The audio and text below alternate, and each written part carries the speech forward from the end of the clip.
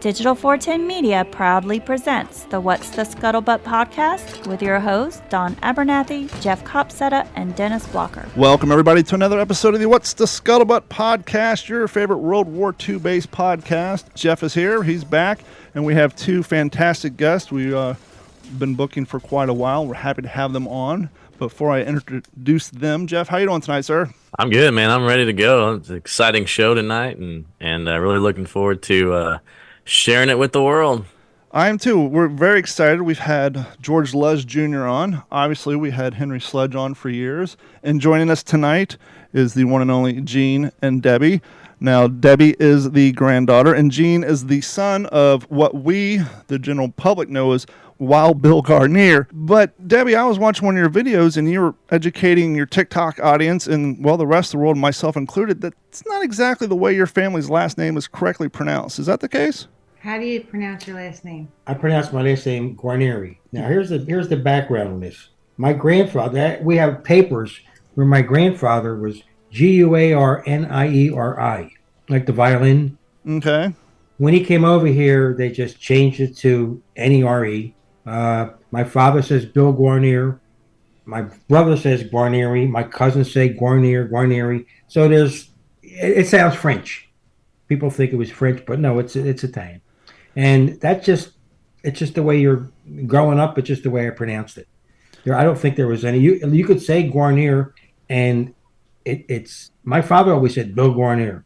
You might have it sound like it was pronounced Garnear. That's the way my dad pronounced it all the time. Interestingly enough, that must have been a common thing around the time, because the comedian Adam Carolla tells a story about how him and his father go by the name Carolla, but his father's brother goes by Carollo. And he asks his dad, like, why is Uncle John Carollo and we're Carolla? I don't know. It's just the way it was. So it saves them leaving the money in the will. I think it starts with Ellis Island. Yeah. When they come over. Yeah, they didn't care what your name was. They just these people are so glad to get here. You could have changed. I have a friend named Phil Paul, and he's Russian, but his last name was Paulovachevich or something. Way a big long name, and they just chopped that whole lace piece off. That'll be easier on you. Right. Yeah. So give us Gene, give us the background on your father a little bit. I know that before the war, he went off to join the Civilian Conservation Corps, right? And then he wanted to enlist in some early officer training, but was like super young. He's like 15 years old, correct? That is correct. What happened was he was the youngest of 10 children. And there was like a stables across the street from his house. He would sleep there. This is completely different than what we know today. And his mother wanted him. She lied about his age, said he was 17, to send him to this CVS school. And he went there for 3 years for officers. He was going to be officer trained. And what happened was World War II broke out and the school closed. That's how he stopped going there. But he was underage when he went there. So when he went to join the paratroopers, he never mentioned that he had this background. And he just, he became a staff sergeant, and the rest is history in the series. But, that was it. He was actually, he slept. It was amazing that I don't know how 10 kids could fit in a row house. I grew up in a row house. Yeah. And he said we slept wherever we could, kid. And that was the way it was. And there's a lot of pictures of him that we have of him as a kid. He might have more pictures than you do as a kid, and even myself. And I don't know how that happened. He has black and white, saddle shoes on. And you sure it's not one kid and a kid? No. and all the guys on the corner. So he's with all the, all his little Guido friends with the hats and the jackets and all. It was pretty neat to see some of these pictures. But he never talked about anything. And I have a lot of information about it, but he's not the kind of parent, that generation of the kind of where they would sit today. If you have children, either one of you have children, you're kind of guiding them through the path of, righteousness and where to have what mistake not to make that you did. I tell this story. When I got out of high school, I was 17 years old. I graduated high school. I was in the academic courses. Back in them days, you could pick I was in the academic course only because in 9th grade, you could pick a language, and they offered Italian. I didn't speak Italian, so I took Italian, and I wound up with trigonometry and everything else, chemistry, physics, stuff that had nothing to do with Italian. And I was saying, what did I get myself into? But when I graduated, I had the marks. I was a C student, whatever. And my dad asked me, if I wanted to go to West Point or Annapolis. Now, he had connections unbeknownst to me, but unbeknownst to me, this is the God's honest truth. This is 1964, 17. There's no internet. There's nothing. I'm living in South Philadelphia. And I said, I don't want to do that. And he said, all right, kid, get a job. That was the whole conversation. My mother didn't talk to me about it. And I didn't go to college because he didn't have any money. But I probably could have went for free because he was disabled. So that's just the way life was in the 60s. Now, it changed immensely. Now, when Debbie does something, we have a conversation. We talk about it. She's still my kid. And even though she's in her 40s now, Yeah, no, even though Debbie, I remember we could try and guide them and help them through. That doesn't mean my parents, they didn't have that wherewithal to steer you in the direction that you probably should have went to. I mean, I could have went to West Point or Annapolis, and I would have did fine because physically I was good in that, in 17 years old. But that's the background of basically how my dad was. And my mother didn't say anything. Whatever he said was like, whatever. I was thinking about you tonight, Gene. I was thinking, I would have to imagine your father being the person that he was after the war and how he didn't let his newly acquired disability slow him down. I can only imagine that the phrase amongst his children of "I can't do it" is probably not something you would have in your vocabulary. No, the only one that didn't think he was handicapped was him. I got a place down there. I got a place in Margate. And when I bought the house, we gutted it. And my father, this is the God's honest truth. My dad had all the kids. They were younger, but had all the kids. My father would come down there every weekend. It was lath, lath on the walls with the plaster. I would pull the lath down with a crowbar, drop it all on the floor. He'd be sitting on the floor. I'd give him boxes and rope, and he tied all the lath together and this and that. He worked his tail off. And I treated him like he was like a regular worker. I had to carry the boxes out, but he was like a machine. I don't know how he got. I'll be 78 this month. He was this age when Band of Brothers came out. Yeah. I kid you not. Debbie could vouch for this. This guy went everywhere. He was never home. Every year in work, I would get him one of them, calendar books. And right along, his book was full. People would pick him up daily. He'd go out to breakfast. He was in Europe. He was in California. He was up in Sea Malarkey and in Oregon. He was all over the place, and he never slowed down.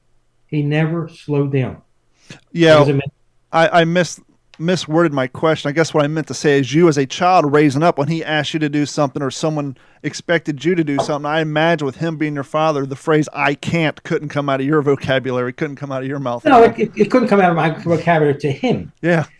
Yeah, I mean, I remember he had a 59 Buick, and I took it out one night. I was probably, 17, whatever, 18. And I was racing some kid in reverse. And the transmission went in reverse. It broke. So when I came home, there was a parking space in front of the house, and he was sitting in the window, and I put it in reverse. I knew it wasn't going to work, and he's coming.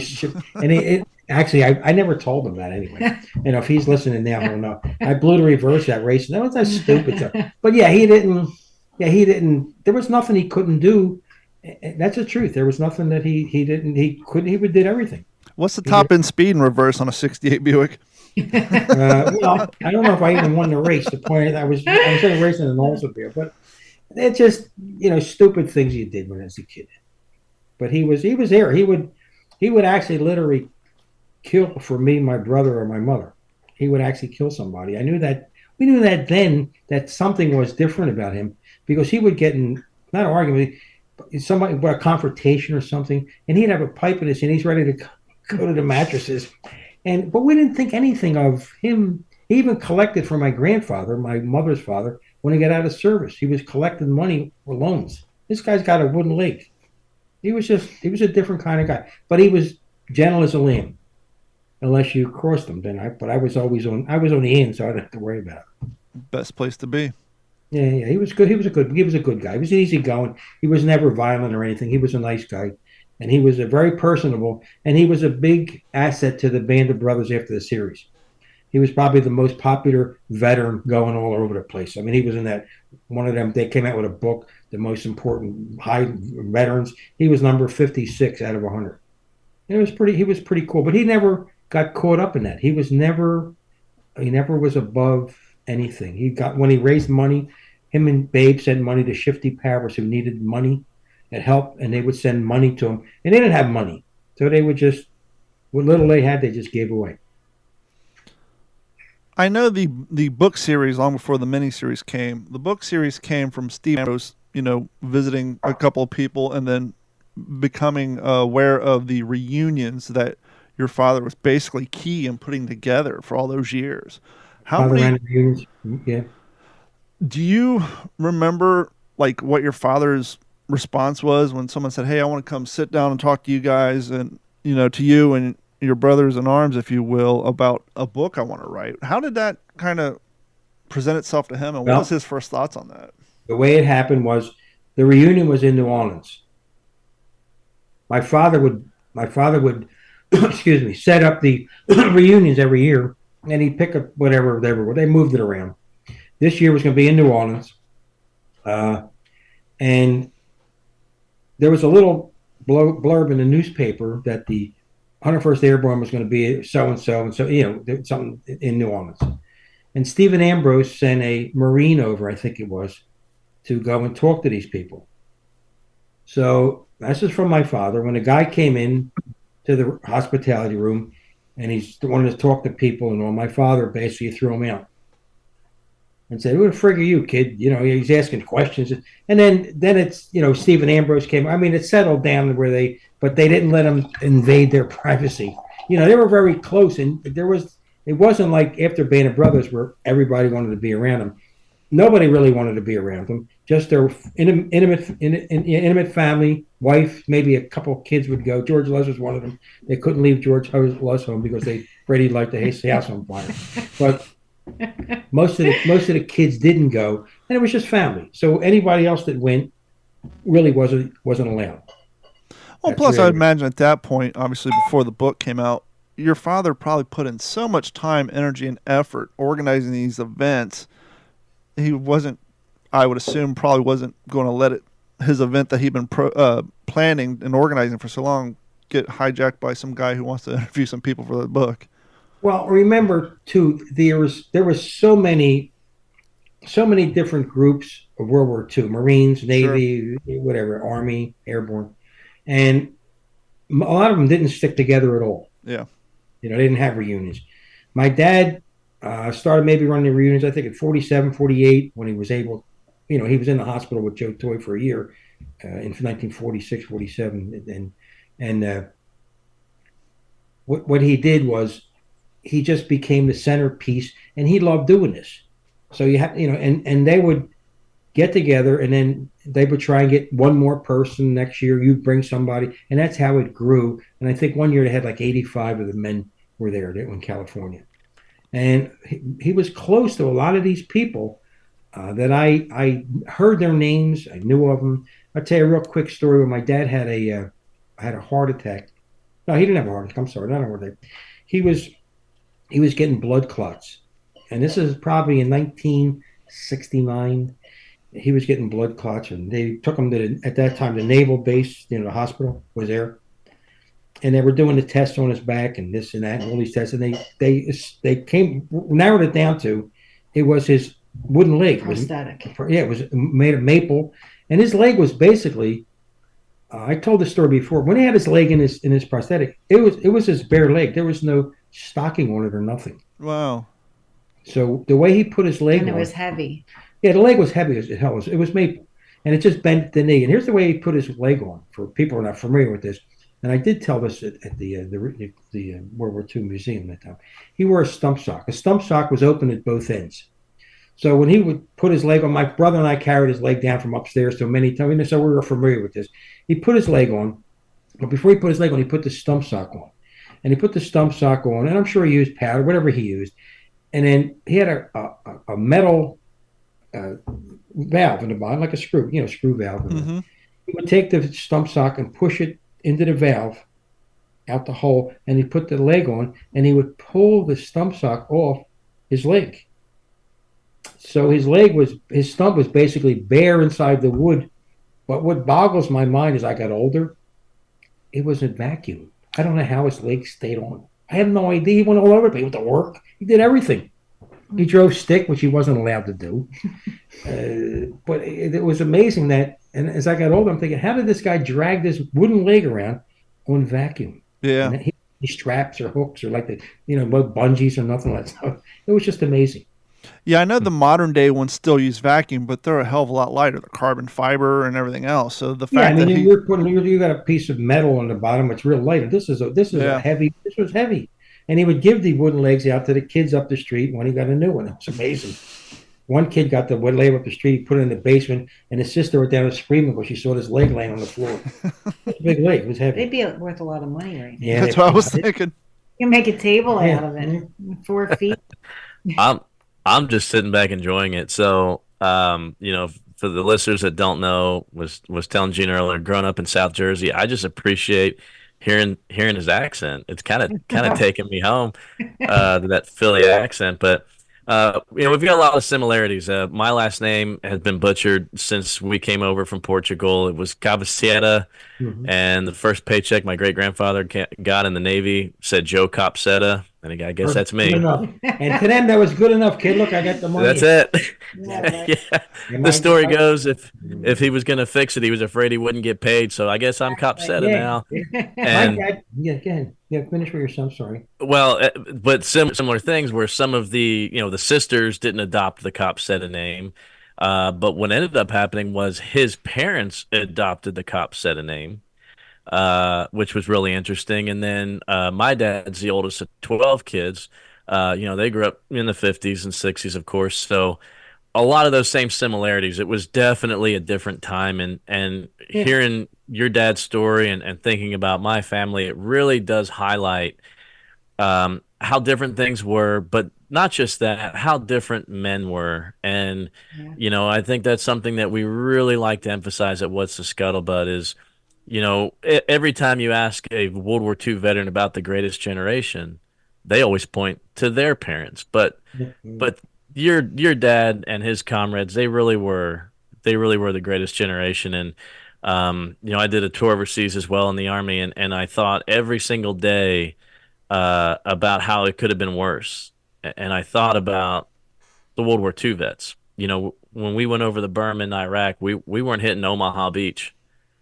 And when we got back from a mission, guys were pulling off their body armor, sitting down and playing Halo, or some video game to get their mind off of stuff. Or they were getting mail from home. And, I lived in Saddam Hussein's son's palace. So when we got back from a mission, we had a gold toilet. Yeah, things were different. And also, to that generation, and I don't know, I'm speaking for myself, and I'm sure some of my friends are like that. You couldn't go up to your father and say, I love you. You had to say, hey, love you, man. Yeah, it had to be like a joke. You know what I'm saying? That's just the way it was. There wasn't that intimacy there that there is today. And my mother was completely different. You know what I'm saying? But with your dad, like when I went in the service, my father said, take it easy, kid. I mean, he didn't, it was, see you later. He didn't flinch or budge. He got softer in his old age, though. Yeah, but it was like him. Yeah. Gene, what years did you serve? I got drafted in 65. And I went to Vietnam in 66, 67.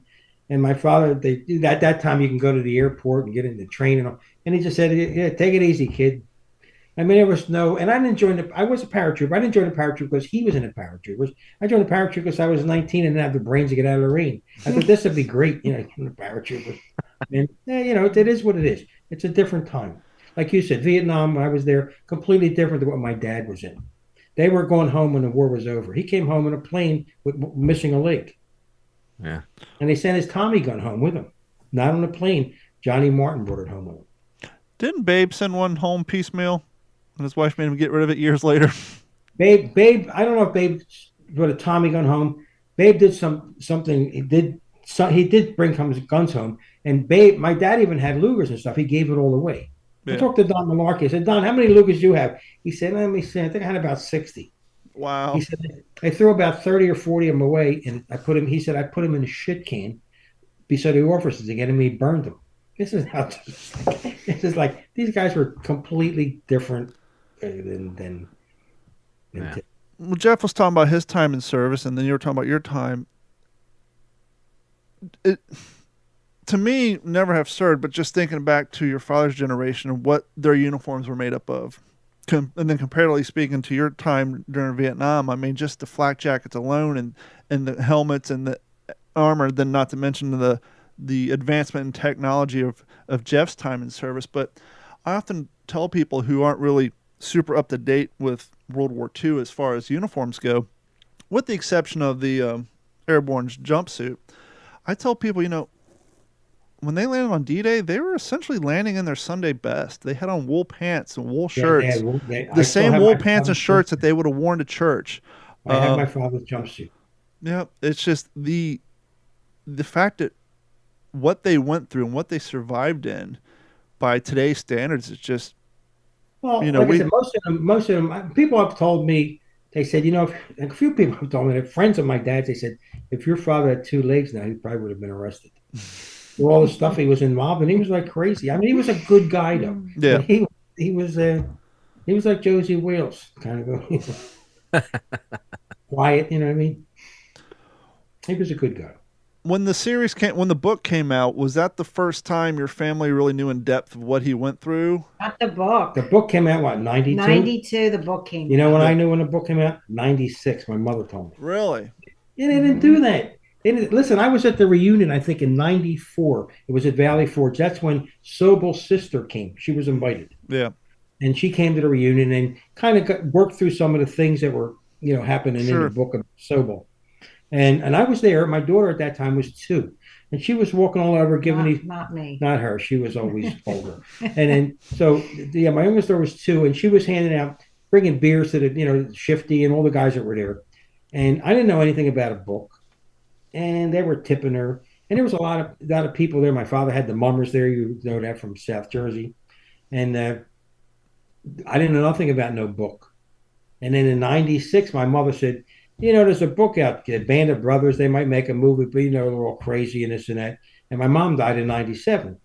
So the next thing I knew, my father was doing this Band of Brothers thing with Tom Hanks and Steven Spielberg. Was it? I didn't know about the book until 96. Were you surprised what the impact on your family and your family's name was, just from how big the show blew up? No, you know what I was amazed about? My father was still just like I'm talking to. He was just a regular person like you were in there. But we would go places, and I mean, you want to think that he was Vito Corleone or somebody. I mean, like, people would come up to him, and he was, like I said, he was good to everybody. Kids, he would give hats. He would give pins to his hat. He would give his shirts to people. He was just, he really embraced, my mom wasn't around, so he really embraced this and really did a good thing for Easy Company as far as, publicity did. He was all over the place. And we went to the Reading Air Show. It was like insane. The line was from here to the Vatican, waiting to talk to him. I bet. Hometown show? Yeah. Forget about it. Yeah, it was pretty nice. And I was still just amazed that he was my father and he was so popular, and it didn't mean anything to him. He wasn't caught up in being popular. So, Debbie, you're kind of taking the charge now of doing some of these conferences and World War II themed panels every once in a while as well, right? To help keep your grandfather's name alive? We do that. We do that. We don't, but Debbie has a 501c for my dad. We have a statue that Debbie had financed and helped raise money, and we have a statue. In fact, he has 2 statues. And we're Debbie raised money, and we give money to veterans. We help Gary Sinise and whoever else we could help. We do that. Have you guys kind of noticed? I don't know. Maybe for you, it's remained the same, or have you noticed when the show? I think what was it, Jeff? Last 6 months or so, Band of Brothers and the Pacific both started trending on Netflix. Have you guys kind of noticed a re-increase in interest in your father and your grandfather? I don't know if I ever saw a decrease. I mean, I started on TikTok when COVID hit. Yeah. Just because I was by myself all the time doing funny videos. And then I think I posted one video about my grandfather, and it took off. So I don't think I ever saw a decrease. There might be more interest in it now because it's on Netflix. I seen it increase. I have a small eBay store. Okay. And I have hundreds of books signed by my dad. And why do I have hundreds of books? I would order 10 to 15 cases of books before we go to Reading Air Show. And I would bring him down 3 cases of books at a time. He had them signed in a day. And then he would take off the top, give some away. So when we went to the Reading Air Show, I had all these books. And every time he'd come up to my house, he'd sign all kind of stuff. He would sign pictures. That's that's his book. Do you have a signed copy? No, I don't. But I never thought I'd have the opportunity to tell you this. Jeff has heard this story, but I'm going to tell it because you guys are here. I grew up with a learning disability. From the 2nd grade until I graduated high school, I didn't have to take math proficiency test or reading because I had a learning disability. I could hardly read at an 8th grade level when I graduated high school. And as you can imagine, someone who doesn't like to read, the last thing I have any interest in at all were books. Well, I moved to California shortly after 9/11. During 9/11, I built ambulances for Horton. I think 8 of the 12 ambulances that were destroyed on 9/11 were our trucks. We had sent some stuff up there. Long story short, the economy crashed. I got laid off, so I ended up moving to California. During that time, I spent a lot of time watching the Band of Brothers series because it's right after, that's when the series came out, was right after 9/11. Right. I was flying back to Kentucky to see my family, and someone got me a Barnes & Noble gift card for Christmas. I'm like, what is a guy who doesn't like to read going to do with a Barnes & Noble gift card? I was in the Florence airport, and I saw this book on the shelf, and I bought it. I'm like, okay, I love Band of Brothers series. I love Babe, and I love Wild Bill, so I bought this book. This is not only the first World War II book in my library, but this is the first book as an adult I read all the way through, and I've read it twice. Easy reading. And I can, not only is it easy reading and the subject matter keeps you riveted, but looking across my podcast studio, I probably got 150 World War II books, and I've probably read 15 of them. And I read all the time now daily, and my reading comprehension's gone through the roof, to the fact that even this podcast has a segment at the end of the show where we talk about the books that we're reading. And so a lot of that comes from this book. If it wasn't from this book, because this was the book that taught me, if you're reading about something you have interest in, reading doesn't suck. But when you're going through school, you have reading problems and people making you read books you have no interest in. So it was this book that made me realize I love to read. So yeah, it is. I learned, and another thing too. When I come back from Vietnam, I said to my dad, "What did you do in the war?" He said, "This is the whole conversation. I'm not making this up." He said, "The war's over, kid. Forget about it." And that's the end. That was it. That's the end of that conversation. There's no more conversation after that. So and what year was that? What year was that conversation? Yeah, there was no 67 or 67, 68. Yeah, 67 I came home. And he didn't there was no conversation. And that was it. Get it? He said when he asked me to go to Westport, Annapolis, I said, "No." He said, "All right, kid, get a job." And that was the end of that conversation. Well, it's crazy that he had that conversation, and unbeknownst to him, 38 some odd years later, he would be a detrimental voice in keeping his war and the memory of the guys he served with alive. He enjoyed doing that. I remember getting a phone call from Johnny Martin when my dad was getting these tests in the hospital, and he probably could have died if these blood clots, got through in yes. His heart. And I was 21, and I answered the phone. In fact, Debbie still has the phone number, my phone number from when we were a kid on her 501c. I kept it for the 501. Yeah. 501c. It's still Fulton 93094 Bananas at 215 in there. So I answered the phone, and I know him, but I never met Johnny Martin at that time. And he calls me up, and he says, hello. He says, hello. I said, hello. He said, who's this? I said, this is Gene. He said, all right. He says, this is Johnny Martin. I said, how you doing, Johnny? He said, how's your father doing? I said, he's doing okay, blah, blah, blah. And he couldn't talk to him because my dad was in the hospital. So he was checking up on him. And I said, yeah, he's doing all right. He says, well, I want you to listen to this. I said, okay. He says, no, I want you to listen to this. I said, okay. He said, if he needs doctors, money, vehicles, planes, anything your father needs, you call me. I said, okay. He says, no, listen to me. And he said the same thing over. And he said, and I want you to convey this. If he needs anything, you call me. So in my head, as a 21-year-old guy, I'm thinking to myself, geez, I could use $3,000. I got to get a car, But that's the way, that's the friendship. And he was Johnny Martin was one of his closest friends all through his life. But that's the way these people were. And when my dad ran the reunions, unlike they had after the Band of Brothers, they had my father called it corkage and for the liquor and all this stuff. At the end of the end of the reunion, my father would get a bill from the hotel, and they said, "Okay, you owe $973, for the room, the hospital, whatever it was." And my father would look, and he had $430, right? And he would holler help, and then it was Johnny Martin, it was Gordon, or it was Carwood Lipton would just write the check, and that was the end of it. So I mean, that's the way they're. And my father never asked for anything. He never wanted any money. He didn't take anything from anybody. But that's the way these people are. He was the most honest person I ever met, my father. He was the most honest person I ever knew.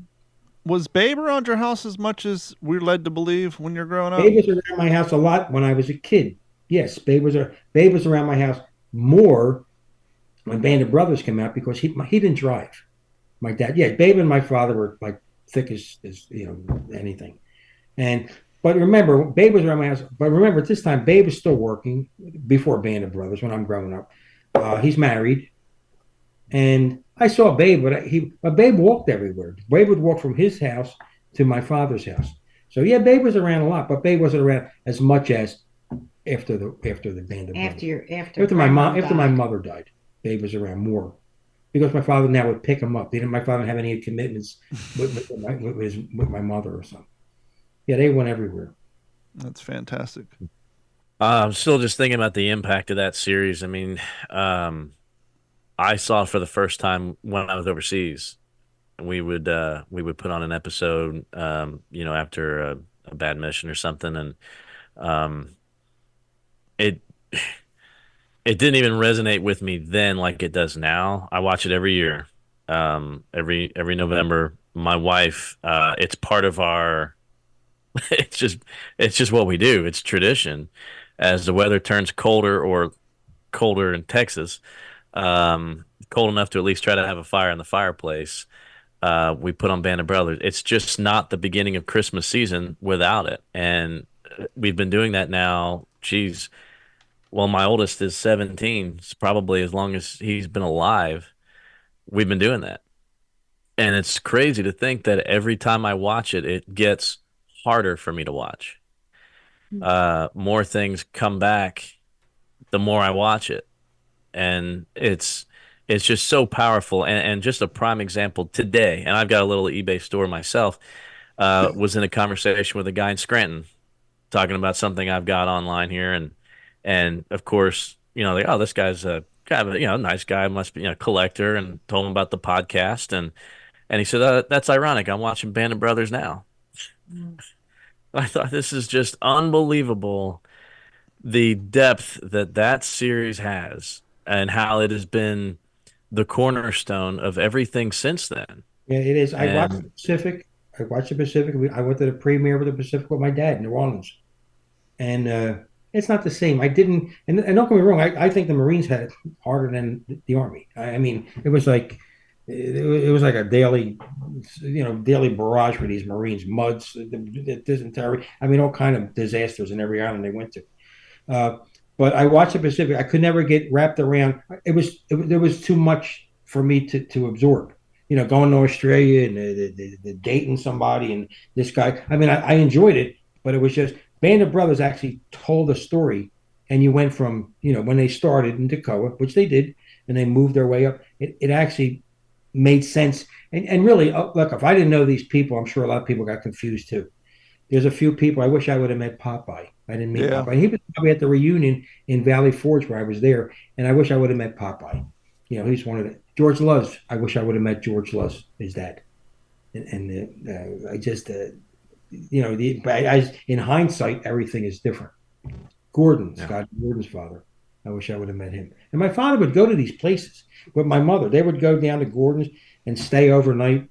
And my father would drive in there because my mom didn't. She didn't like to fly. She didn't fly. He had a '64 Buick Riviera. He was at Compton's place for a reunion, and my mother was in it. And in the trunk, they had provolone and pepperoni. And the car stunk. Anyway, that was it. They had to get a room separate for the provolone. You know what I mean? But it was just different. It's just different. It's a different mindset and a different things were completely different. I guess I knew outside of the World War II circle that Band of Brothers was a huge impact on society when they started running it every year on Veterans Day on Spike TV. Yeah. When it became like Spike TV's Veteran Day equivalent to the Christmas Story on TBS, that's when I knew that it had a huge impact. Yeah, because in fact, tonight I just sold one of his hardback books. You can't get them anymore. I got them on eBay, and a woman said she's getting it for her boyfriend, and she wanted a COA, and I gave her a COA, but none of this stuff. I don't sign anything. These are all my father signed cases and cases of books, and because I could afford to buy them and get them, he was a publisher, so I got them cheaper than I could get them. But he would just sign on his stuff, and we would go to places. I got a real funny story. If you want to hear a funny story, we were at everybody. You might understand what I'm trying to say. Because he was who he was, everybody wanted to be the person to take him somewhere. Does that make sense? The VFW, I'm going to pick up Wild Bill, and he went to a lot of these places. But what happened is a lot of these guys were picking him up. They were drinking there, and he didn't like that. They weren't taking him home. So I was taking him to places. And we were always available. Debbie was always available, my wife and whatever. And I took him one time. I was a VFW or something. I forget what it was exactly. And he was in there at a big round table, 6-8 men there talking stories and signing stuff. And I says to him, Dad, you want a drink? He said, yeah, kid, get me a 7 and 7. And I said, okay. So I go to this. They got this little makeshift bar they have, right? And I go up to the counter and I said to the guy, the bartender, I said, can I get a 7 and 7? He said, sure, kid. So next to me, there's a guy I don't even know, and he doesn't know me. So he says, hey, he says, Wild Bill's here. And I said, yeah. He says, it's pretty good. He said, yeah. He said, I'm really best friends with him. I said, you're kidding. So you can see where this is going, right? So he says, listen, he said, if you want, I can introduce you to him. I said, oh, man. I said, you're kidding me. So I play right because I fear if he swings at me, I'll have to hit this guy, right? So I get my father's drink. And he said, yeah, come on. So we go back to the table. Now I'm with this guy and I don't even know. And my father's talking. And this guy he interrupts my dad. He said, hey, Bill, and my father said, what the frig you want, kid? I'm talking to people here. He said, Bill, wait a second. He said, what do you want, kid? He said, I want to introduce you to a friend of mine, Gene, right? He didn't really know me. And my father said, what are you friggin' nuts? That's my son. So I'm waiting for this kid to swing at me, but he didn't. But that's a funny story. This is the kind of, the impact this guy had. And we just had fun with him. I mean, he was like easy going. He was easy. He went all over the place.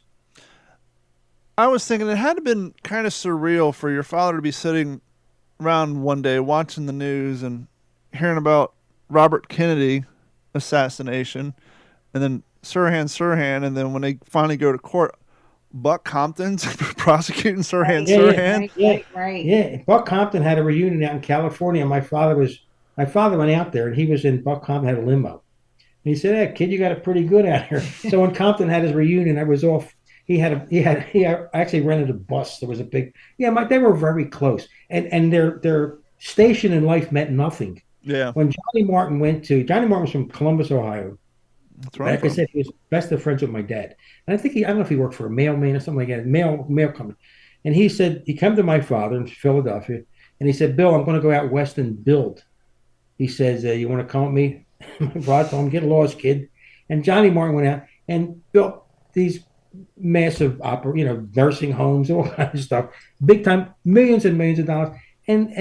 But they were always, he took my father to Mexico, deep sea fishing. That's awesome. My father was talking about, and he just sent him a plane ticket. And that's just the way they were. There was no financial, they didn't look up or down to each other. They were just one person. I guess that's what they went. If you see that when the Band of Brothers, when Johnny's talking about, they got the same tattoos, and he said, we didn't think we were going to make it. These guys, the chances of them living were kind of slim.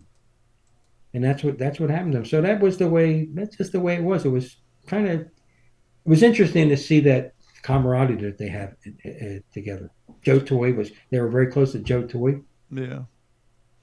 Now, any fan of Band of Brothers has seen the director's edition and all the extra cut videos. We've seen your father and Babe revisit the Battle of the Bulge and Outside of Foy. But other than that, how many times did he have the opportunity to revisit overseas?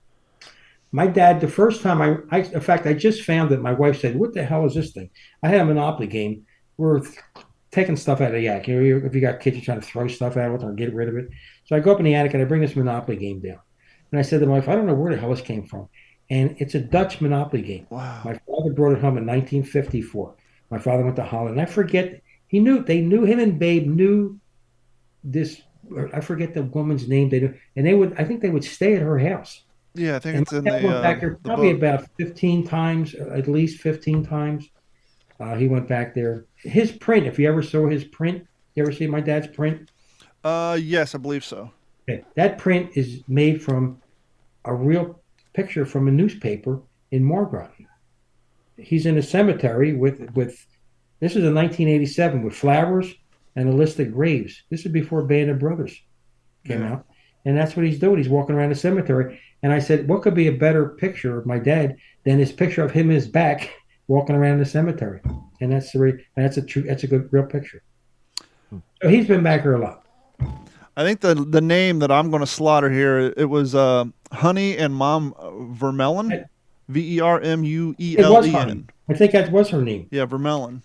Yep, I think that was her name. Yes, that name. When you said that, it rings a bell. Yeah, they would go back there, and they were very close with these people. But my mom would never go. She wasn't getting on no planes, and that's a simple thing. Your father's in Holland, all right? That has nothing to do with me, Mom. I'm going to school. I got a date tonight. See you later. Yeah, that was that. Honey is the name. You rang the bell when you said that. Yeah. I just remember him talking about it. And he, like I said, he had. I know he brought his Tommy gun home. It was in the basement of my house, and he gave it to the German guy across the street, Schicklin. Chick Schicklin, because my mother didn't want it in the house. I don't know why she thought me and my brother were going to shoot it.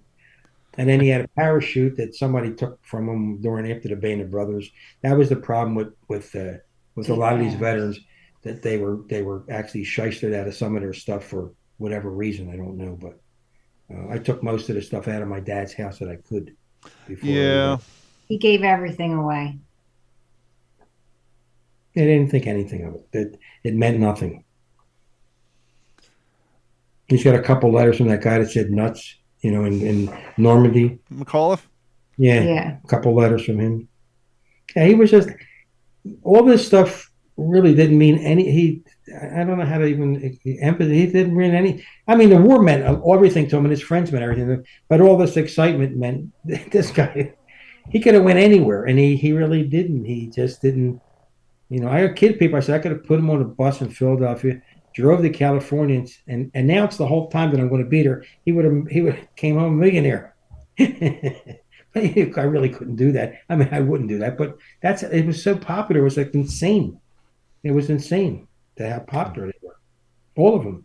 When the series came out, what was your family's opinion on the casting of Frank John Hughes to represent Wild Bill Garnier? You think they hit it perfectly on the head?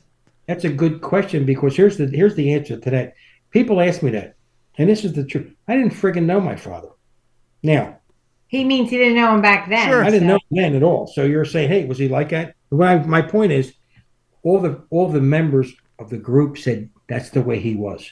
That's all. You know what I'm saying? That's the only Malarkey, Compton. All these people say that was him. That was Wild Bill. And that's the only thing I can go by, because I didn't know him at all. Because when a series gets to the height that the Band of Brothers has, to a large percentage of the world, Frank John Hughes will always be Wild Bill Garnier when they see his photo. Yeah, we were with Frank last September with that. Yeah. They had that symposium in September. The World War II Museum in New Orleans. There was a lot of the actors were there. Debbie and I was here, and my wife. And there was a big line. We were sitting in line signing, and Frank was sitting right next to me. We're close to Frank. So the funny thing Frank would do in the series was he would push out his bottom jaw. He was always doing this. Mm-hmm. My grandfather didn't do that till he started losing teeth. Yeah. Makes sense. Funny to me because you see pictures of my grandfather younger. He didn't have that protrude, but Frank did that because that's when he met him. Some woman came in line and said, I was sitting next to Frank. I was the last one in line signing. And some woman come up and she said to Frank, "You really nailed it." And I said, "I think he nailed everybody." Yeah. And she didn't know what I was talking about, so we just moved on. But I was at the end of the line. I mean, he's a nice guy. He was Frank's, and all He's the very actors are nice. really nice. We were hanging around with Doug Spain. He was funny, wasn't he? Yeah. They were all just nice people. I mean, like, I have a funny story. I had twins in 92, so I definitely didn't read the book. And then when the Band of Brothers came out, we went to the Philadelphia premiere. I don't like to read either, and I didn't read the book. So when I went to the premiere, I was going up to the actors, asking them who they played, and then I would look for the veteran to see if the veteran was there. I wanted to see like if they were like them. So I met Muck, the actor. Yeah. And I said, wow. I said, where's the vet that you played? And he looked at me, he said, he died in a foxhole in Bastogne. I'm like, I was mortified. So I went over to my mother and said, I gotta read the book. Yeah. Don't ask where Pincala is either. you meet I Winters. started reading it on an You airplane. met Winters, huh? I met Winters there. I didn't know who Winters was. I walked Wow. up. My grandfather always gave something out, so he had little pins. So I was giving pins out, and Dick Winters held his hand out, and then his wife did, and there was another woman with them. So he kind of looked at me like, who are you? Why are you giving them out? And I said, I'm Wild Bill's granddaughter. And he stood up and he saluted me. Well, I don't know what you're supposed to do to that. So I kind of hugged him. So she mooned him. And I ran off and I said, who is that nice looking gentleman with the white hair? They're like, Dick Winters. And I said, Dick Winters. I ran back over and I said, thank you for bringing my grandfather home safe. And I hugged him. Like I couldn't believe it was. And he's so soft spoken. Yeah. Like I'm thinking, how did he run Mennonite. anything? Like he was like, thank you. He was a nice Never man. trust a Quaker. All these guys were nice. They were all nice. Debbie, He was for a you, Quaker. when you watched the series, obviously you didn't read the books, but I'm sure you heard some of these names floating around at some point through your, around the house Yeah. growing up or what have you. Was it like an oh hell moment, like when you saw their names being mentioned and like in certain scenes of the movie, like I that don't name remember rung a hear- bell, or Yeah, we didn't talk about the war at all. We Okay. didn't know how he lost his leg. We knew he lost his leg in the war, but nobody talked about it. Nobody said how he lost his leg. It was just he lost his leg in the war, and that's it. And then I think we saw a glimpse of it when we went to California to see the premiere. But then when we watched it with him, it was insane. Like to watch that episode with him in the room was crazy. It's Hollywood, kid. I'm Yeah. kissing razor blades. It's all Hollywood, kid. It's all Hollywood. Well, I was going to ask you, I didn't have the opportunity. My grandfather did grave registration over in Normandy in Europe, and I was living in Columbus, Ohio at the time when Saving Private Ryan came out, and I know he saw it with my grandma and my mom, but I wasn't there to witness his seeing it. Was there anything in the series, like how when your father was watching this series, how was his like reception of it? He would talk the whole time until he stood up in episode 6 and told Doc Rowe he's pissing razor blades. So he commentated. He would say that guy got shot. That guy should have Spoiler went. alert. Like every single episode, he talked the entire. It was like the annoying person at the movies. They ask questions all the time. Well, he talked the whole time until he was pissing razors, and I said, "Wait, did you really have gonorrhea?" Nothing. Kids, it's Hollywood. Wouldn't even turn. Well, we were hysterical. All of us were laughing, but he still never said a word about that. He did tell me, like he one time I said to him, and this was the only conversation he ever gave. I said, Dad, and I didn't know that much about Bastogne myself at that. World War II was in 67, 69, 70. It was still new. Yeah. So I said to Dad, I said, what was the deal with Bastogne? He said, well, let me put it this way, kid. He said, you're at the football field. You're in the football game. I said, yeah. He said, you're in a team you're playing. That's the 101st Airborne. And all in the stands, there's Germans. And that's the way he explained it to me, that they were surrounded by Germans. And that's the way. And I said, okay, I got it. And that was the end of that conversation. There was no big conversations. He really didn't want to talk about that stuff at all. Yeah, I can imagine not. My grandfather never talked about it either. Yeah, you couldn't push him. Yeah. Because he wasn't the pushing type. And even after the movie came out and after the popularity, I still not one time ever asked him about the war. That just wasn't Yeah, our we never filmed him. We never relationship. did anything like that. I actually regret it. I regret not filming him while he was commentating the movie, but we didn't even do that back then. We didn't have our cell phones in our hand It 24/7. would have been a grainy 8-bit video anyhow. You know what I do have? Yes. You know what I do have? I have HBO did a lot of. I don't know if you're familiar with this at all. Each veteran was interviewed by HBO. Yes. When you see the slots in between Malarkey talking and my Mhm. father talking, whoever's talking, Yep.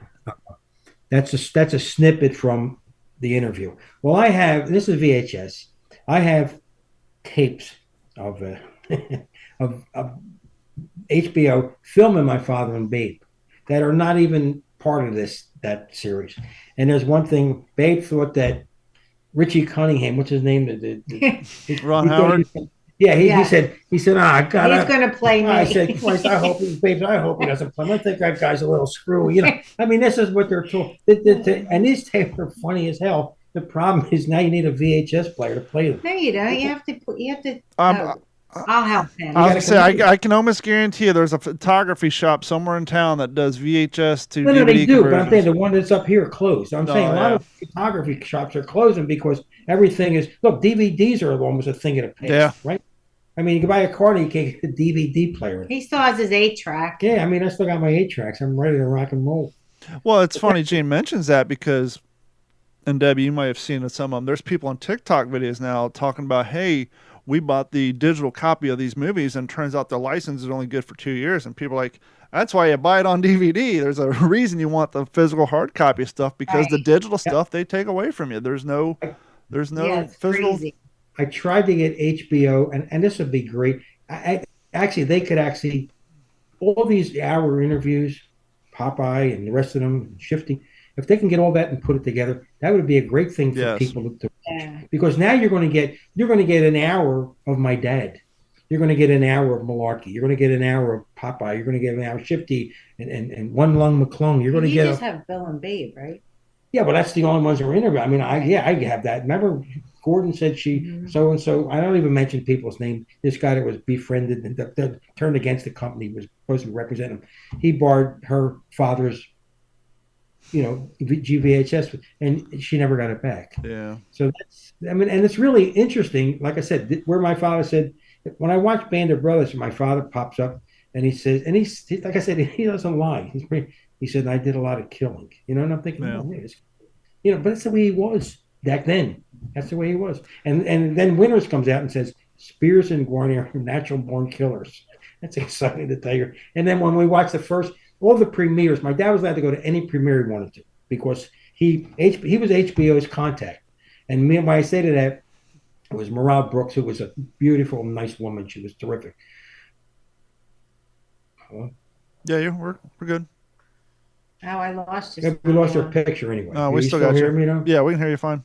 All right. So anyway, Rob said he can go to any premieres that he wants. So I would go with him because my mom wasn't around, and I was his plus one.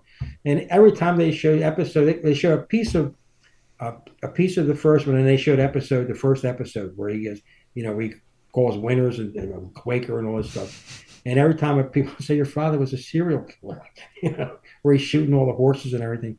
But it was exciting to see for me and for him. And that's the only time I saw my dad cry, not watching the series. He was up on stage, I think it was in New Orleans, and somebody mentioned Skinny Sisk. And my father just broke into tears, which is really odd for me to see because he was so tough of a guy. You know what I mean? It was when my mother died, he cried. And when he was on stage with Skinny Sisk, he got upset. Not with Skinny Sisk. And like I said, he knew all these people. He knew everybody. He knew Joe Toy's address, his phone number, his grandkids. He knew everybody. He knew everybody. He knew birthdays, anniversaries. He was close to everybody. Well, I was thinking earlier that was key to him putting those events on for our young audience. Now there was no internet, and you had your city phone book, but there wasn't no national phone book. Yeah, and my father had great, beautiful handwriting. Yeah, right? Perfect handwriting. Yeah, he did. He used to get pissed off at my handwriting. Because when he signs his books, people say, "Is that really signed by him?" I said, I can't. I'm not signing. I can't copy the signature with the swirls going. I can't do that. Yeah. And I wouldn't do that. So it's just I have too much of this stuff to do that. Well, I mean, it makes sense considering that was the only form of communication back then. I mean, we weren't typing, we weren't talking on the telephone. You A, had to write letters, but B, your handwriting was your voice. Yeah, he answered every letter he ever got. In fact, when I started his Facebook page, he was still alive and he would get a kick out of it. I would sit next to him and I would let him read all the mail he was getting, and then I would type back his response. But he got a kick out of it. He did. But he didn't want the internet. He didn't want HBO either. Yeah, HBO. When the series come out, HBO was going to put HBO in his house so he could see it. He said, "Get lost, kid." He didn't want another channel. He didn't want any. He just had enough time using the thing he had. Mm-hmm. Series, and I think Jeff can agree with this too, because we've talked about this on other episodes. Writing aside, I think one of the things that does set Band of Brothers apart from the Pacific and now Masters of the Air is the pre-episode interviews with the vets sitting down and talking for that minute. Yeah. It's interesting. It's pretty neat. Yep. That was, to me, that's like the hallmark of that series. And you notice that they didn't introduce them the first episode. No, they didn't. They didn't want you to know who was who at first. And Don Malarkey was a crier. Don Malarkey was very upset about a lot of stuff done. But he was a laugh. He laughed all the time. He was the nicest man in the world. All these guys were really, really nice. And as soon as you told me I was their father, he was my father. You know, they treated me pretty good. They treated me pretty good. I was in a limo one time with Carwood Lipton. It was my mother, myself, Carwood Lipton, his wife, and my grandfather. And Carwood Lipton leaned over to me and he said, "We didn't really curse like that in the war." And my grandfather looked at him and said, "Oh, that's right, Lip. We kissed each other good morning." Like, he wanted to make sure that I didn't think he cursed like my grandfather. And then Frank John Hughes said when the History Channel bought the rights to the Band of Brothers, they had to do they had to go back out all the curses. So Frank said, everybody's in there with a piece of paper. He says, "I woke up, I got a Bible." He said, "I was there the longest dubbing over his lines because Gramps cursed the most, I guess, in that series." Yeah, having to make up. It's so funny too, because like you'll see a lot of those shows on TV, and sometimes they just have the most ridiculous replacements for cuss words. Yeah. It's crazy. I'm sure Jeff's the same way. I can see the real photos of the members of Easy Company, and I can name off most of them just by seeing their face because I've done so much research online and plus seeing the series so much. Yeah, whether it's Popeye or Lipton or Malarkey or obviously your grandfather and Babe, and it's crazy how such a series, and not only that, but the books have such an impact on especially guys like Jeff and I and people who are into World War II and preserving the history of World War II, how much of an impact that's had on our lives. Yeah. Yeah, it's a different, there's a different world. And, like I said, he was just always my dad. So he didn't act any different when Band of Brothers came out. He had a lot of friends. He had a lot of people that wanted his attention and wanted him to do things with him. He introduced me to Tom Hanks. That was my connection. He was just a good man, and everybody missed him when he left. Not because because he was very family oriented. When you said that he would do anything for you, and he would do anything for strangers.